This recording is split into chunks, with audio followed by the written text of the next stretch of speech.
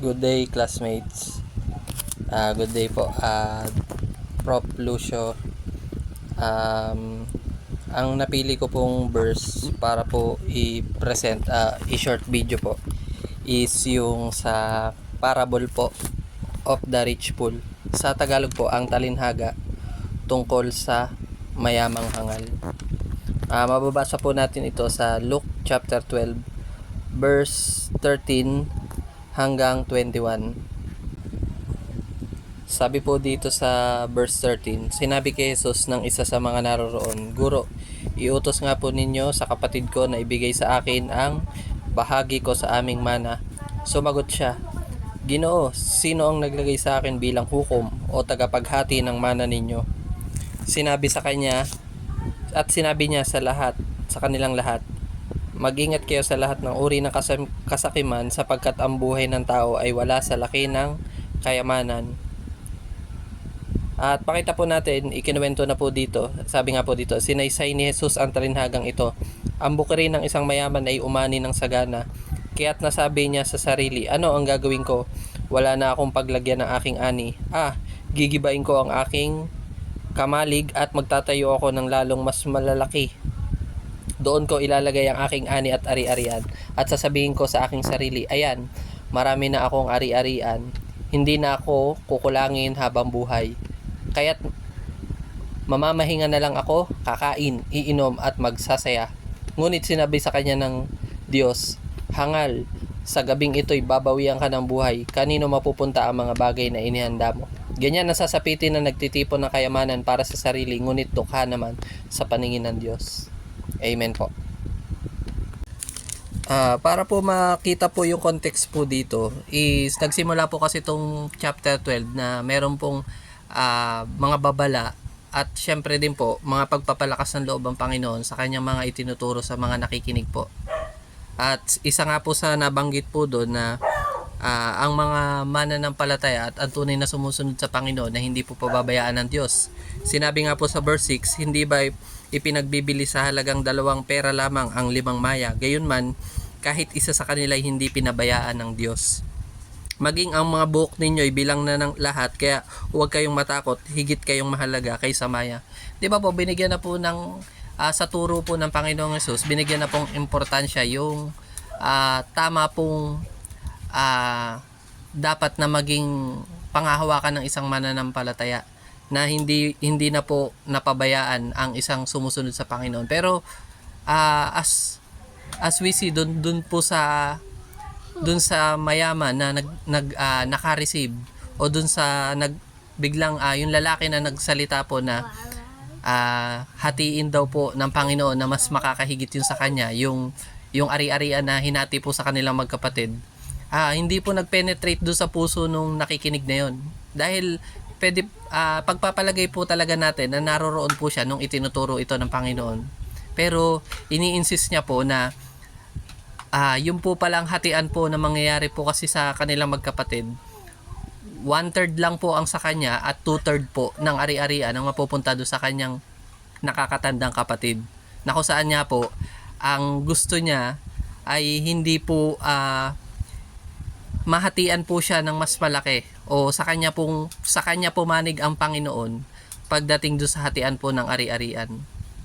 Yun po yung isang makikita po nating context po doon na kung bakit po yung parable ng rich fool is naging mensahe ng Panginoon. Tungkol po kasi siya sa ari-arian, and na-proceed na po yung parable na ipinahayag po na sa buhay po kasi talaga ng tao, hindi po na tatapos yung desire po natin sa material na bagay. And si Jesus po, hindi po siya against sa mga material na bagay dito sa lupa. Ang talaga pong tinutumbok ng Panginoon is yung pagkakaroon ng tao ng kasakiman sa puso po niya, na kung saan hindi papayag po ang tao na hindi niya makamtan yung mas higit pa na ari-arian, which is yun nga po yung makita po natin doon.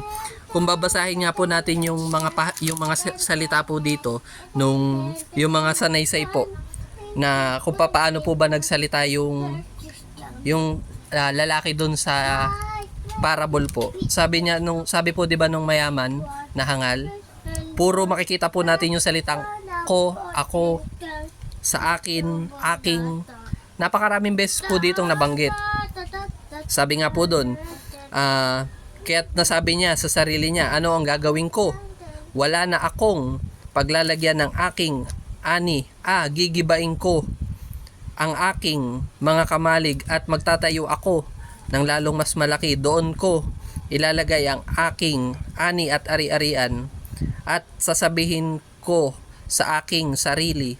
Yun po, doon po as the passage goes po, makita po natin talagang naroroon na yung yung greed na kung saan yung po yung talagang ina-address ng Panginoon do sa parable na yun, na aanhin po ng tao yung makamtan niya yung lahat ng bagay dito sa mundo, pero ang magiging kapalit nito ay ang kanyang buhay. Na makita po natin, sinabi ng Diyos, ano po ba yung naging ginawa ng Panginoon, ano po yung naging message ng Diyos. Sabi po ng Panginoon, hangal sa gabing ito'y babawian ka ng buhay. Kanino mapupunta ang mga bagay na inihanda mo? Iba po yung, kung makikita po natin ang Lord, iba po siya tumingin sa paningin ng tao. Iba rin po siya mag-isip sa kaisipan ng tao. Sa atin po, bilang, kung tayo po yung, kung bilang tao, titingnan po natin yun, wow, nakaka-inspired po yung yaman. Yung parang ang sarap din po maranasan yung mararanasan po ng taong yun. Pero ano po ba yung pinakang tama po nating dapat isipin? Ang tinitingnan po ng Diyos na tunay na kayamanan na pwedeng makamtan ng tao ay pagharian po siya ng Diyos. Mapagharian po siya. Kaya po mas makikita po natin sa mas malawak po na konteksto po itong talinhaga ng mayamang hangal. Hindi po nagagalit ang Diyos sa kayamanan ng tao. Nagagalit po ang Diyos kapag nagiging sakim na po ang tao sa kanyang yaman. Wala na po siyang ibang iisipin kundi ang kanyang sarili lamang. Yung isecure yung buhay dito sa mundo, pero pagdating ng panahon, guho pala yung buhay pagdating sa kabilang buhay. Ano po yung aasahan ng tao? At sabi pa nga po doon, tinanggal ng Panginoon yung assurance niya na sa yaman siya magkakaroon ng pag-asa. Kundi nga po, mababaliwala po lahat. Ibig sabihin po pala, yung effort na pinaghihirapan ng tao para punuin yung kanyang sarili, para i-secure yung kanyang buhay sa pamamagitan ng pag-iipon at pagkakaroon ng labis na pagnanasa sa napakaraming yaman, yun po pala ay maghahantong sa kasawian.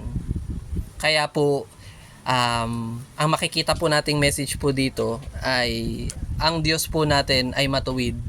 Hindi po siya humatol dahil po sa meron tayo ng maraming bagay na tinataglay po sa buhay natin. Humatol po siya kasi hinahatulan niya tayo base po sa laman po ng ating puso.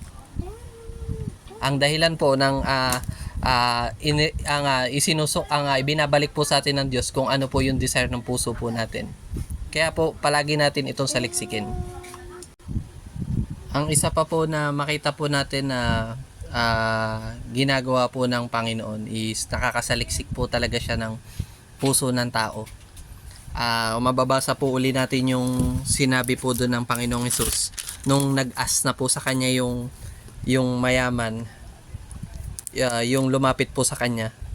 Ang sagot po ng Panginoon ay, Ginoo, sino ang naglagay sa akin bilang hukom o tagapaghati ng mana ninyo? Hindi po yun nangangahulugan na ang Panginoon ay walang justice o hindi niya binibigyan ng hustisya yung mga taong lumalapit sa kanya. Ang makikita po natin doon, nakita po ng Panginoon na sa paglapit po ng taong yon, punong-puno po ng kasakiman yung puso niya, na ninanasa talaga nung taong yon na mapasa kanya po yung yaman na mas malaki. Siguro po malaki yung ari-arian na hindi naman po lalapit yung taong yun kung hindi po malaki yung ari-arian na gusto niyang i-request na panigan siya ng Panginoon o siya yung bigyang pabor ng Panginoon. Malaki po kasi sigurong yaman yun o napakalaki talagang kayamanan yun. Marahil lupa at mga pastulan o ano pa man po mga yaman sa panahon po nila. Yun po yung nagtulak, yun yung naging masidhing desire po do sa puso ng taong yun na humingi siya sa Panginoon ng pabor na siya'y mabigyan ng justice. Pero ang nakita ng Panginoon, mali yung motibo niya po. Mali yung maglilid po sa yung motive po na meron siya na makamtan yung yaman na yon is maglilid po sa kanya sa kapahamakan. At later on, hindi rin po magiging maganda yung resulta. Kaya po, nagbigay na siya ng babala na mag-ingat. Sabi nga po ng Panginoon, di ba po, mag-ingat po ang lahat sa lahat, mag-ingat, sabi niya po dito sa verse 15, mag-ingat kayo sa lahat ng uri ng kasakiman sapagkat ang buhay ng tao ay wala sa laki ng kayamanan. Ibig sabihin po, ang Diyos ay hindi siya nakatingin sa kayamanan ng tao. Ang tinitingnan niya po yung yaman sa puso ng tao. Kung ito ba talaga ay mabuti, kung mabuti po ba yung nananaig sa puso ng tao, kung siya po ay puno ng kapayapaan, ng pag-ibig, yun po yung nakikita ng Diyos na tunay na merong talagang kayamanan sa buhay, yung nasa puso niya po. And yun din po yung lesson na pwede po nating i-take away dito sa dito po sa chapter na ito, dito sa Parables of the Rich Fool. Ang isa pong makikita nating lesson is iwasan po natin ang kasakiman. Yun po yung unang lesson po na makita ko po dito. And which is gusto ko rin po i-share sa bawat isa na iwasan po natin ang kasakiman, lalo na po pagdating sa mga bagay na panlupa lamang. Kung yung kasakiman po natin is dahil sa kayamanan na nakikita natin sa mundo, yung mga riches dito sa mundo, pwede po tayong madaya, at yun din po yung magpahamak po sa atin. At yung isa pa po na pwede po nating makitang lesson dito sa mensahe pong ito ay yung pong huwag po tayong mag-ipon ng kayamanan para lamang po sa sarili natin. Hindi po masama ang pag-iipon kung meron po tayong mabuting layunin para dito, at tayo po ay tumitingin po sa mas magandang bagay, na yung hindi po yung pag-iipon po natin is sa greed way o greediness po yung nasa puso po natin, kaya tayo nagpaparami ng kayamanan. Hindi po ganoon. Kung makikita po natin, against po si Lord pagdating po sa pag-iipon na dahil sa gusto nating maging sakim sa mga bagay. Pero hindi po nagbigay ng mensahe ang Panginoon na mali po ang pag-iipon o kahit na anong pag-iinvest, lalo na po kung ang nasa po ng puso po natin ay mabuti naman po. Ang makita lamang po natin doon, kung nag-iipon na po tayo para sa pansarili lang nating kapakanan at hindi na po natin iniisip kung may maapektuhan po ba o magiging apektado po ba yung paglalim natin sa Panginoon o yung bagay po na ninanasa po natin para sa Diyos. O sa mas mabilis po na sabi, kung yung pag-iipon po ba natin is makakaapekto sa atin pong relasyon sa Panginoon, kung mabago nito yung ating karakter na kung saan po magnasa tayo ng sobra at magpayaman, dahil sabi ng iba na money is all you need, pero hindi po. Ang sabi po doon, God is all we need. Yun po yung magiging message sa atin nitong lesson na ito. Hindi po masama po yung yaman, ang masama po yung nagiging laman ng puso po natin once na nagutom po tayo at nagnasa ng sobra sa yaman po. Ang tama lamang po nating isipin po sa mensahe po na ito is palagi nating isipin, i-consider po natin yung ano po ba yung motive po natin. Ang kasakiman po kasi is equivalent na rin po sa pagiging hangal, na bakit po binansagan pong rich fool. Naging hangal po siya kasi naging sakim po siya sa yaman. And hindi naman po natin kinukuha sa message na ito na nag-a-address po tayo ng masasamang tao. Hindi po yun. Ang ina-address po natin, ano yung meron sa loob ng puso ng tao na kung saan po pwedeng magbulid po sa atin na maging sakim po tayo sa kayamanan. Yun lang po, at nawa po maging magandang mensahe po ito sa atin.